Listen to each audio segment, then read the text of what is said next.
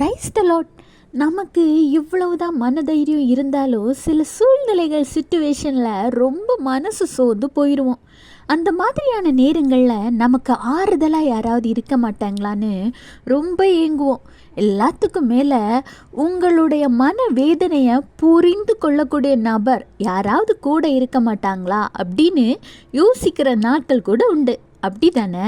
ஆனால் அந்த விதமான ஒரு அடைக்கலத்தை நீங்கள் மனிதர்களிடம் எதிர்பார்ப்பதை விட உங்களை படைத்த ஆண்டவராக இயேசு கிறிஸ்து கிட்ட எதிர்பார்த்தீங்கன்னா கண்டிப்பாக அந்த அடைக்கலமும் அரவணைப்பும் உங்களுக்கு கிடைக்கும்.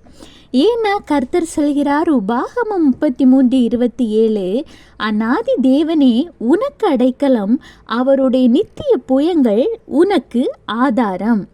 ஆமாங்க, ஏசப்பா ஆதியும் அந்தமும் அல்பாவும் ஒமேகாவுமான தேவன்க. உங்களுக்கு அடைக்கலமான தேவனும் ஆண்டவராகிய இயேசு கிறிஸ்து தான்.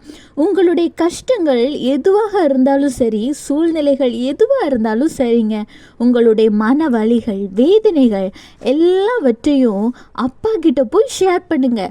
நீங்கள் ஏசப்பா கிட்ட போய் ஷேர் பண்ணி பாருங்கள். கண்டிப்பாக உங்கள் ஆள் மனதுக்குள்ளே இதை நம்ம தாண்டி போகலாம், அதற்கான பலனை ஆண்டவர் எனக்கு தாராரு அப்படிங்கிறத உணர்வடைய முடியும். அவர் உங்களுக்கு அடைக்கலமாக இருப்பாருங்க. அவருடைய புயங்கள் தான் உங்களுக்கு ஆதாரமாக இருக்க போகுது. Have a blessed day. Jesus bless you.